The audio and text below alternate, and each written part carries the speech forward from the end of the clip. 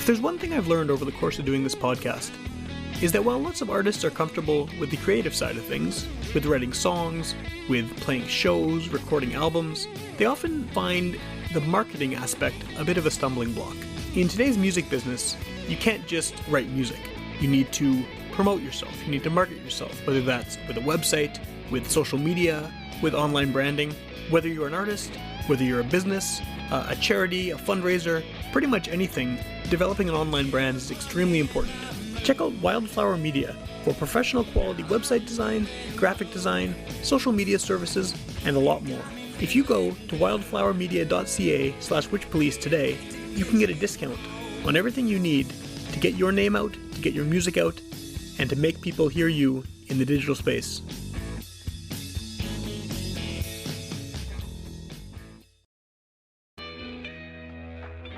In the age of Spotify, local record stores are getting harder and harder to find. But you should check out Old Gold Vintage Vinyl Pop-Up Record Shop, which is located in the heart of Osborne Village, at Urban Waves on 187 Osborne Street. Old Gold is providing Winnipeg with a vast selection of quality used vinyl, collectible and essential titles from rock, psychedelic, progressive, classic, hard and heavy metal, blues, folk, reggae, world grooves, soul, funk and R&B, jazz and special interest. You can follow the new shop on Instagram at Old Gold Vintage Vinyl 204 for new arrival updates and much more. Hey folks, it's another phone interview this week, and it's a conversation with Chris Friesen, aka FreakingSnap. If you're a regular listener to the show, you would have likely heard the episode I did with Chris in December of 2017, which seems like a long time ago, but it really doesn't seem like we had that conversation that long ago. But for the uninitiated, Chris is an experimental electronic artist who has released a ridiculous amount of albums. His number of releases is about on par and actually just a bit ahead of the amount of episodes of this podcast. And we talk about that prolific output. We talk about his eventual goal with all of these recordings.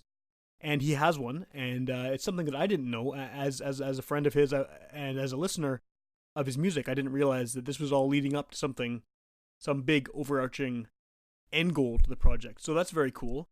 You can hear some recordings on this episode that are of a live score while we were having the conversation. So again, this one was done over the phone, but while I was talking to Chris, he recorded a whole album basically of new improvised music. So those songs are in the episode. As usual, we have songs sort of in natural pauses in conversation. And that's the case again here too, but these are songs that he recorded specifically not only for the episode, but while we were actually doing the episode. Now, I'm releasing this on Wednesday night. Quite often, the Wednesday episodes get released early Wednesday morning, but this one is being released really close to the Wednesday-Thursday border there, and that's for a specific reason. Chris, as he mentioned on the previous time he was on the show, he's a big fan of the TV show Lost. So he's hoping that this show would be able to come out on August 15th or 8/15 because of the name of the flight 8/15 in that show. And when I say he's a fan of that show, I don't mean he just watched it and thought, hey, it's pretty good. But he's a fan. So there you go, Chris. It's pretty close. I don't know if it's exactly going to be coming out on 8/15, but it'll be right at the end of 8/14 and bordering on 8/15. You're listening to Garbage Hill, Winnipeg's first podcast network.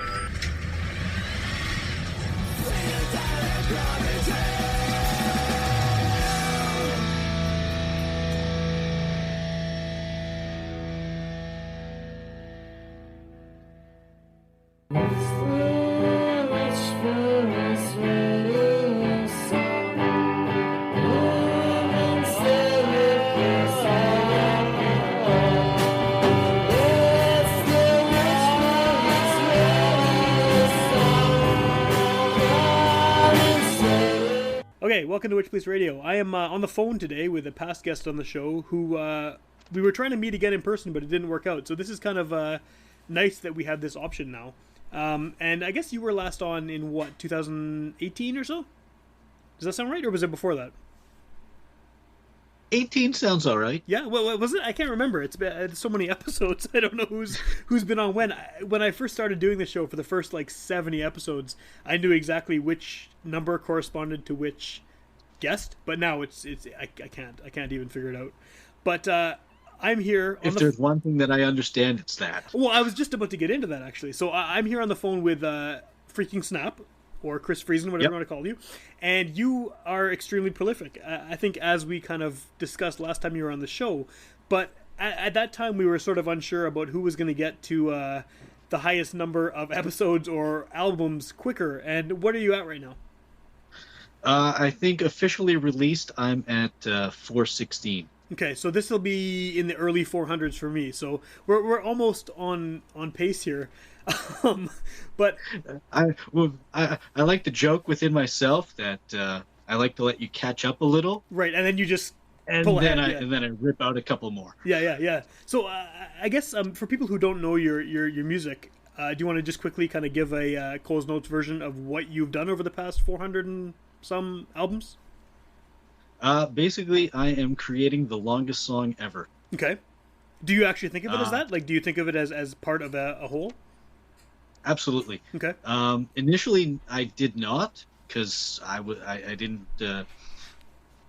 wasn't repeating motifs at that point initially, but at some point along the line, I discovered I was repeating motifs, and it was kind of like I was actually doing a score for a long TV season or a TV series. So when you think about things in terms of those concepts, you find that returning motifs keep on coming back.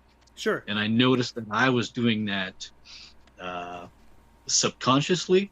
So then I just decided to, at some point, you know what? I'm just calling it as it is. I'm making one entire long piece with repeating motifs. And there is an end point.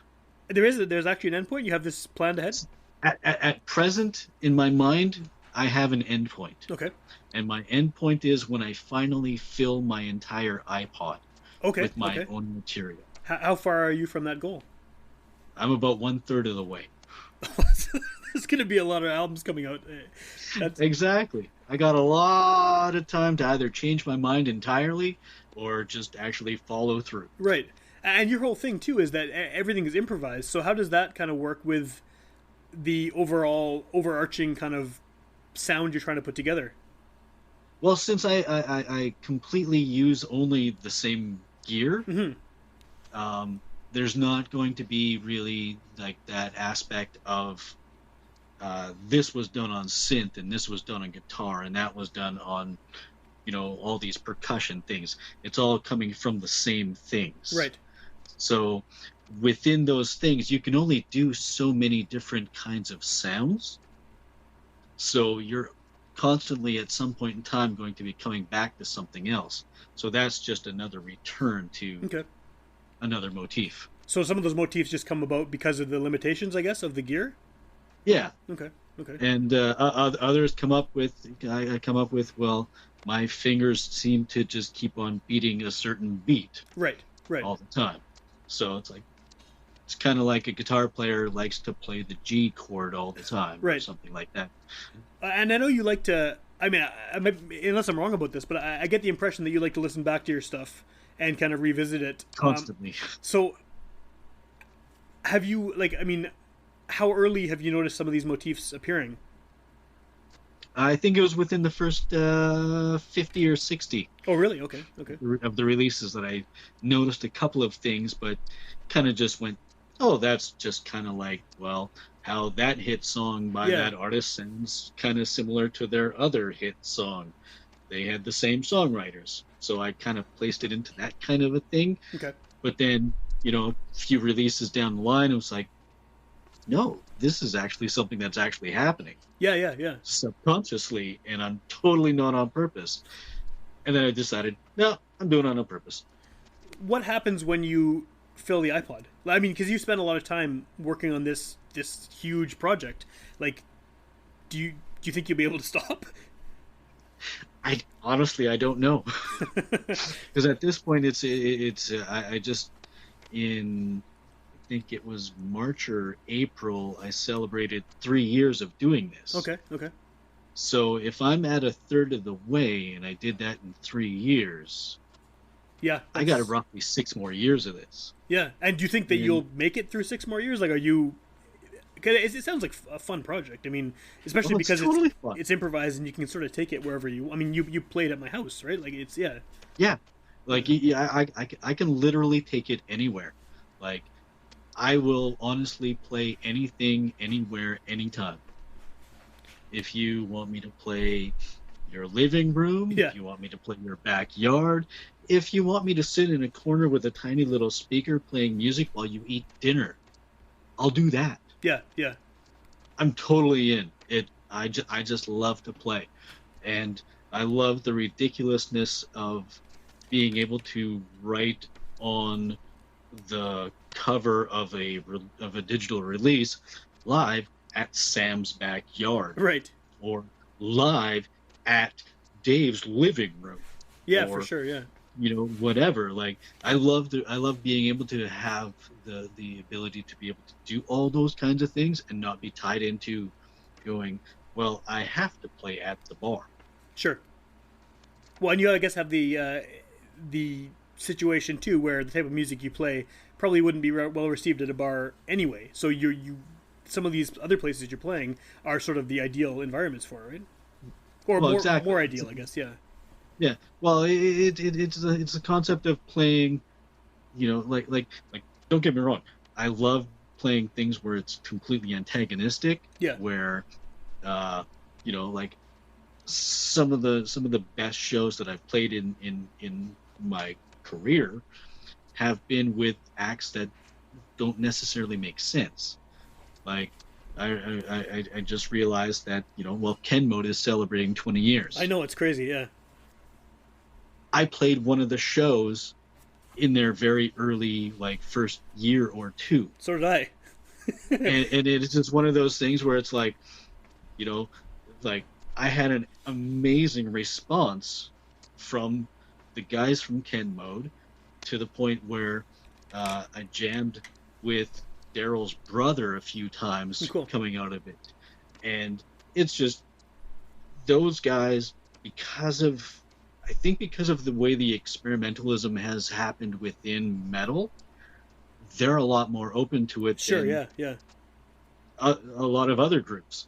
Whereas, it's like playing with a pop band is totally antagonistic. Yeah. Well, I mean, you can be very abrasive and noisy if you want to, right? I mean, and that fits in well with metal and with extreme music, I guess, in general. Yeah, it's pretty, it's like, not to say that, making, noisy, crazy, abrasive stuff is easy. No, it's not. But, no. Some aspects of it is. And it's the same thing with, writing a pop song. Like, if you know your basic chords and you can play basic chords pretty well, you can write a basic pop song. Sure. It's not necessarily going to be a good pop song. But you have the format, yeah. Yeah, you've got the abilities. Is there anything that you won't release? Because you've released 400 plus albums now, and it seems like it's just literally everything you record, right? Is there any time when something won't come out? Or will you there's one piece that will never be released on Bandcamp. Okay.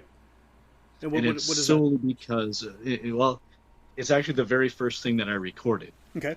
And I was just testing something out on the radio show, going, okay, can I actually plug this machine into the stuff that we have at the station to do a live performance of some sort? And it was just one of those little ideas that I had, during the program, to just go, I want to see if I can do this. Right. That 7-minute-ish piece, because I could only record it at a certain bit rate at the station, is too low of a bit rate to ever be allowed to be uploaded on the Bandcamp. Okay, that makes sense. Yeah. So it's like, that one little piece will never see the light of day on that. Is it available anywhere else? Like, have you tried releasing that somewhere, some other format, just to make put it out there? It's up on SoundCloud. There you go, yeah. But I guess what I'm getting at, though, there's not such thing as a mistake, right? I mean, it's not like you're playing, like you said, in a pop group where you flub a note, maybe that version doesn't get released. Because you're improvising everything on the spot, the release is the release, Exactly. right? Are you Yeah. You're making some music right now or something? Yeah. Cool. Like I said, I'm making a live score to the conversation with Sam. That's kind of awesome. Yeah. Cool.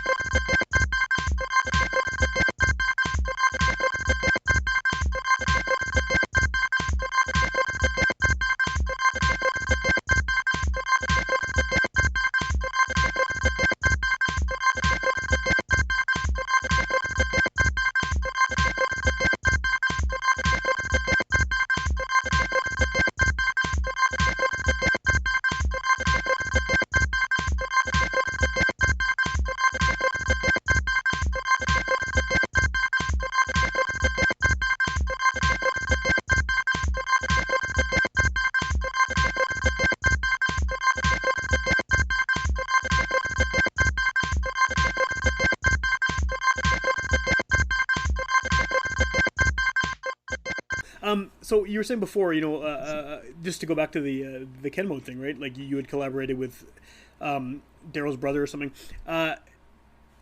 Is there room for collaboration in this overarching multi-year Freaking Snap project, or is that kind of take away from the tone of everything you've done up to now?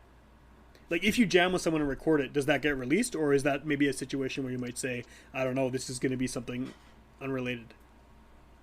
I think for the most part, those kinds of things would be left to being separate from the overall Freaking Snap thing.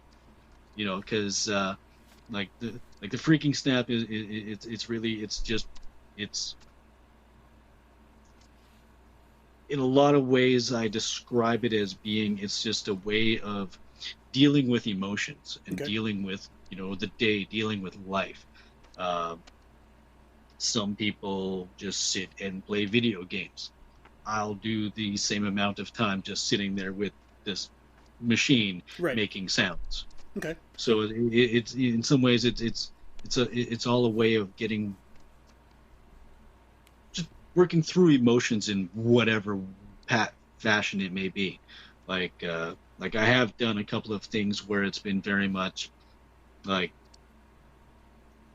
I'm dealing with something really heavy. Yeah. And you just go, okay, I have to make something to just get through what's going on.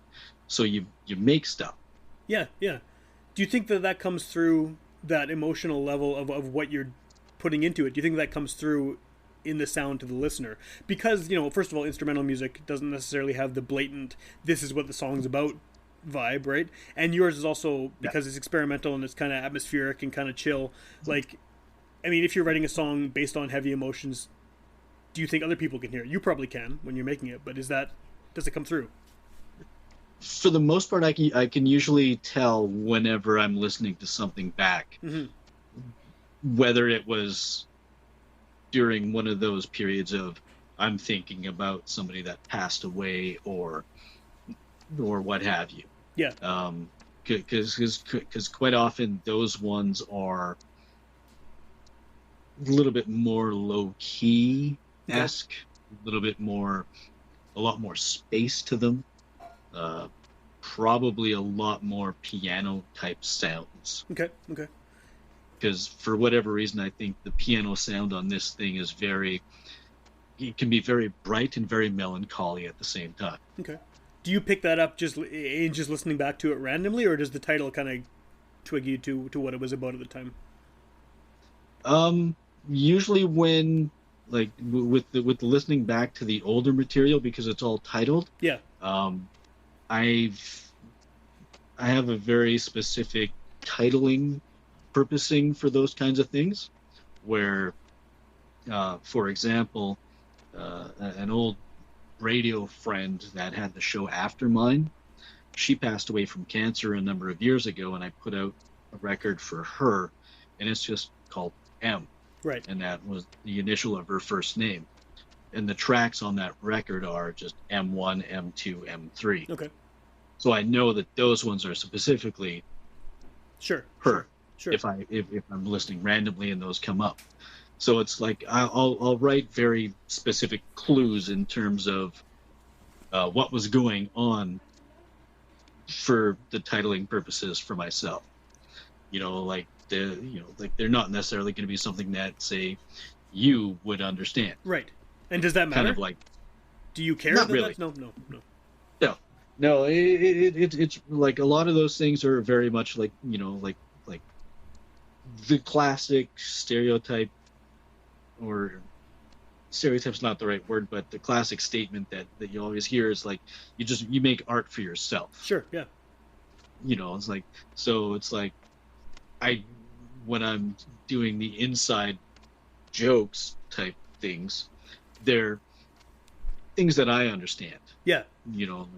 Like somebody, maybe somebody that's known me for 30 years might get some of the references here and there, but others, nobody's going to know because it's only to me. Sure.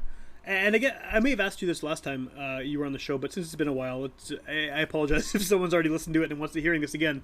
But what's the entry point? I mean, because there's so much out there. I mean, I feel the same way about my show, where I would prefer people to listen to the recent stuff because I think it's better than what I did in 2012. But in your case, I mean, again, because of the sort of nature of what you're doing, is there like sort of a best record or a better section of albums that you released or what? I mean, how would you kind of advise someone to delve into this ridiculously huge catalog? I would always gauge going to any one of the live at releases, because basically, you know, like everything is recorded live. Mm-hmm. Yeah, I was going to say, isn't everything live at somewhere? Yes, it is. Yeah.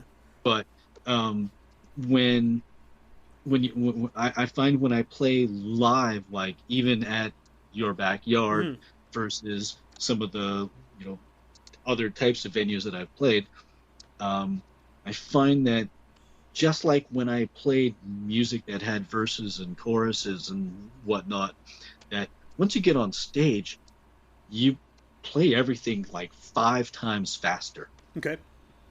Just so because of nerves like, or whatever? Or? You know, nerves, you're in front of a crowd, you're in front of people, you know, regardless of how many people show up, you're in front of people. Yeah. And when you're sort of an introverted type of person, when you're in front of people, you're automatically nervous. So that, you know, makes your adrenaline's pumping. So For you're, sure, yeah. You know, like I like to use the word I'm rushing through things. Okay. Where things that I'll just let sit and just grow over time while I'm sitting in the basement here are completely truncated and shortened because I'm just slightly nervous in front of a group of people. Okay. Do you think that comes through? Does that come through on the recordings? Like, I mean, I'm sure you can hear it, but do you think it's obvious that this is a live one? I mean, the title clearly, but a live one versus a studio one. Honestly, I don't think so. Like, I don't think most people realize, even when they're going to go see, like, you know, a pop punk band, they don't realize that artist on stage immediately after they're finished playing is already going through their brain everything that went wrong. Absolutely, yeah. And you think the show was terrible, and then someone says, "Oh, that was great, I loved it," and you're just thinking, like, "What are you talking about? That was awful. I was out of tune. I missed this." You know, yeah, for sure. Every band's gone through that. Exactly. Yeah. And I don't think it really matters what kind of music you make. No. You know, just for the record, like, you know, after playing on your back deck in the backyard, on the bus home, my entire thought process was, I wonder if anybody actually liked that. Yeah. Like, was I too out there for what was going on?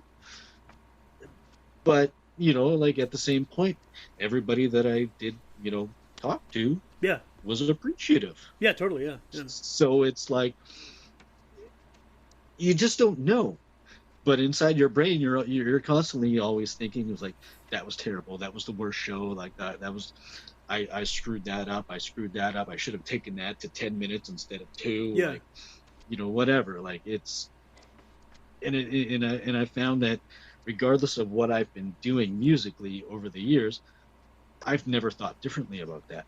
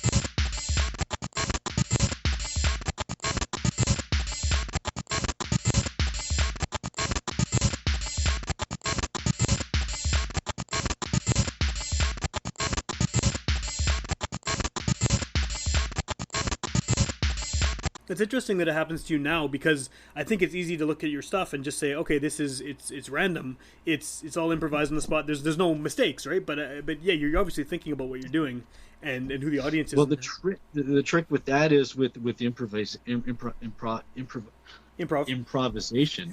is if you screw up, yeah, do it again.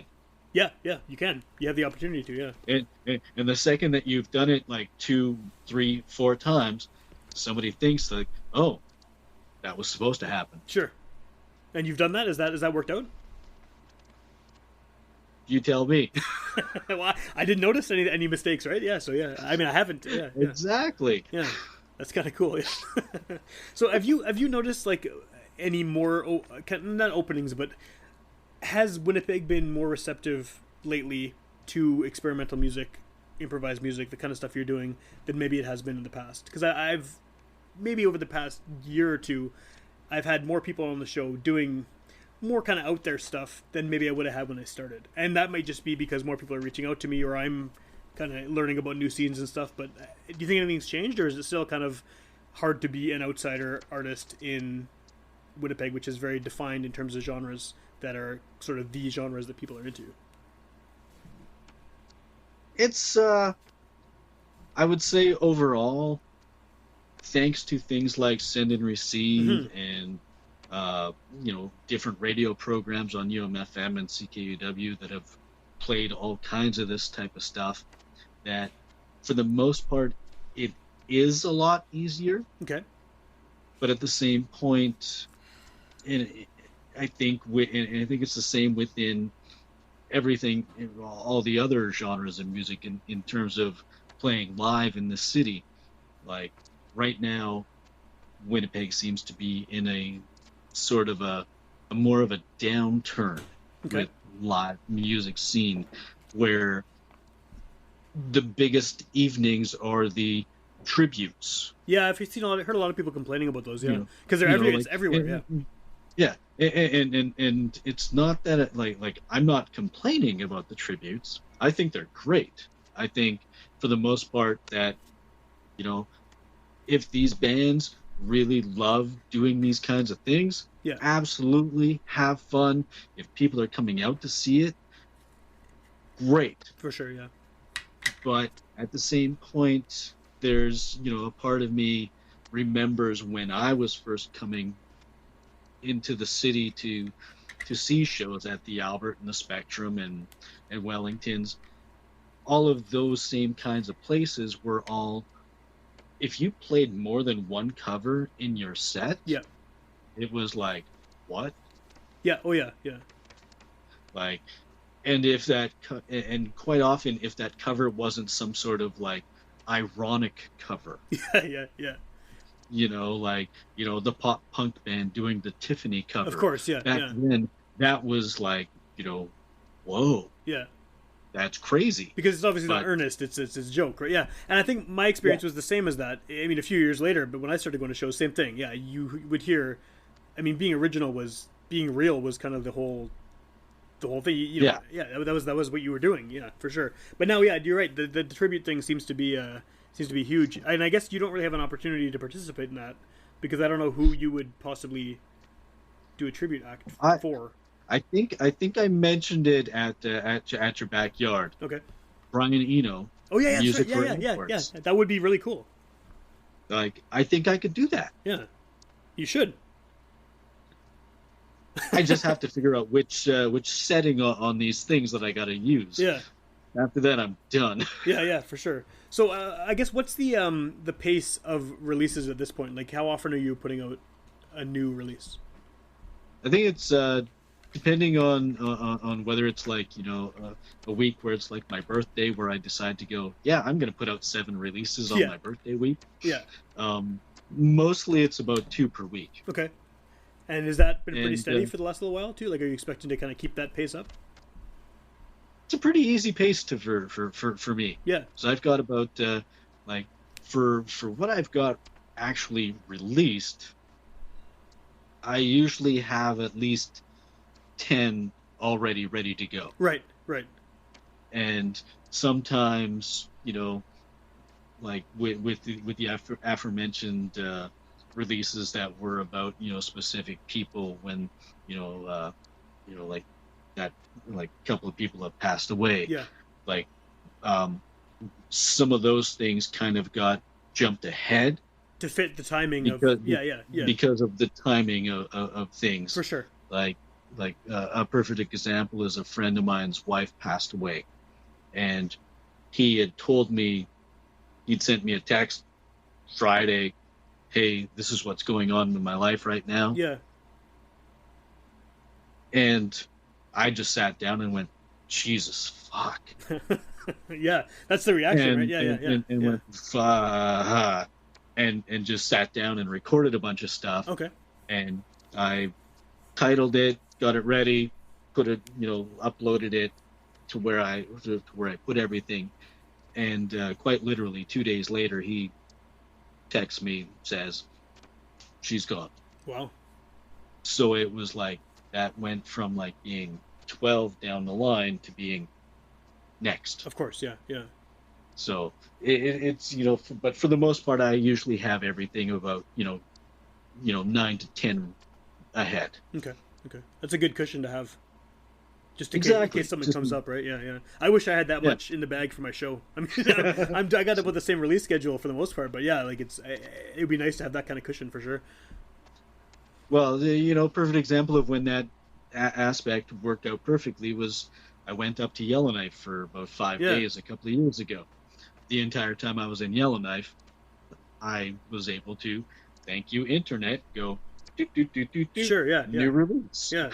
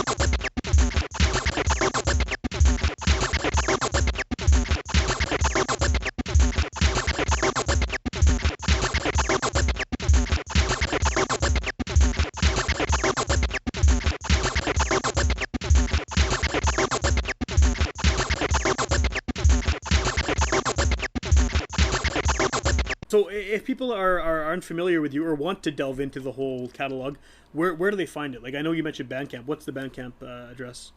It's freakingsnap.bandcamp.com. Okay, and it's all there, the whole archive? Everything is there. Does Bandcamp have a limit for how much stuff you can upload? I don't know. So, like, is there a chance of you getting cut off 5 years from now or something where it's like, no, you've reached your maximum? It's possible. Yeah. I have no idea. Like I have a running joke that I'll keep on putting things up on Bandcamp until they tell me that I can't. Yeah, because you must And be at like, that point, I'll start up another account. yeah, FreakingSnap 2 or something. Yeah, yeah. Because you got to be pushing it. I mean, I doubt there's very many people who have that many releases. I know there's some labels and stuff who've dumped all of their content on there, but I mean, upwards of 400 is a lot. It's yeah. Well, I know a guy in Ohio. Yeah. Who has he's released a bunch of stuff over different names. Okay. But I think he's close. Okay. To where I'm at. But I think he's at where I've done it all in 3 years. It took him about 7 or 8. Okay. Yeah. Well, yeah. You're pretty prolific, I guess. Yeah. And well, it's also one of those things where once I realized that I was just creating this one long thing, I decided, I'm just gonna put everything up for pay what you want, and give people the ability to just if you want to pay something for this, pay for it. Yeah. If you don't, that's fine. And part of that is because I put up a lot. Yeah, you do. You definitely do. And it's just like, like if I put everything up for $5 constantly, I don't think anybody would really care. In some ways, I don't know. Right. But so I just put it up, so it's like it's there, it's fun. Have fun with it. Cool. Do you have any shows coming up? No. Do you have any shows in the backyard? Not yet. No. Maybe soon. Maybe I'll have one figured out in the near future. But yeah, no. That was fun having you for sure. Yeah.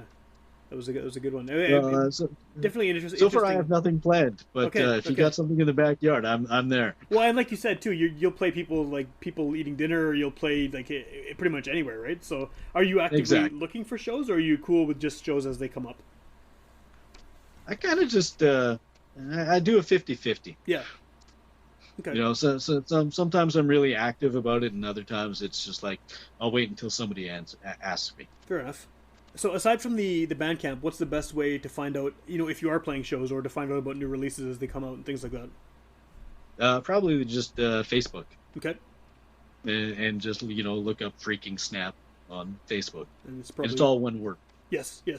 But capital F, capital S, right? Or does that even matter? Not really. No? Not on Facebook. No, right. It'll be the same address either way. Yeah. Okay, cool. Well, yeah, if people want to hear more episodes of this show, including the one you were on, whatever year that was, you can go to wishpolice.com. All 400 plus episodes are there for free download and streaming. I feel like I'm never going to catch up to your level of prolificness, just because, like you said, you have that cushion of 10 or so episodes waiting in the bag, and I'm sort of scrambling every week to get new content. But one day, and maybe... also I'm a little bit of a jerk. Yeah, I think at this point you're going to try and beat me, since we're so close here, right? But well, I think if I follow through with something that's inside my brain, yeah, I'll allow you to hit 500 at the same time. Okay, all right. Well, we'll see how that works out. That's still a ways off for me, so we'll check that out. But yeah, people should definitely check out your Bandcamp and just dig through it. I mean, whether I'm sure there's probably a release that will appeal to pretty much anyone within that massive catalog. And yeah. So yeah. Well, I can say for a guarantee that my sister has listened to a variety of the things. Yeah. And anytime that she listens to one that she really doesn't like, I get a message. I really did not like that one. That's actually kind of cool feedback. Like. Yeah. And then thusly, conversely, you'll get the other one where she'll send the message, that was really fucking cool. Awesome.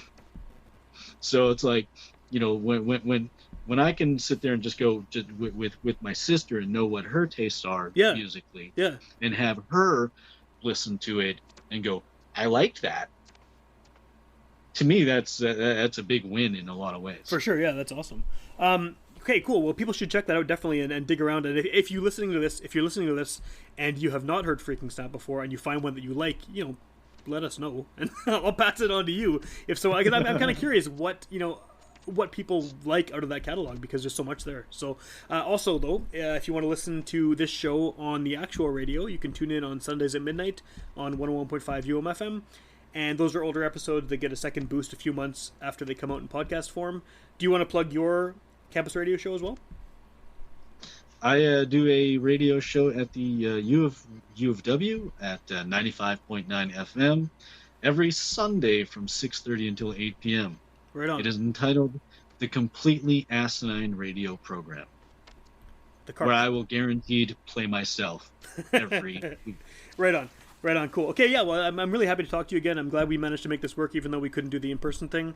And technology makes phone conversations recordable, which is kind of nice. It's fantastic. It's really cool, yeah. So I can't wait to hear what you have coming out next.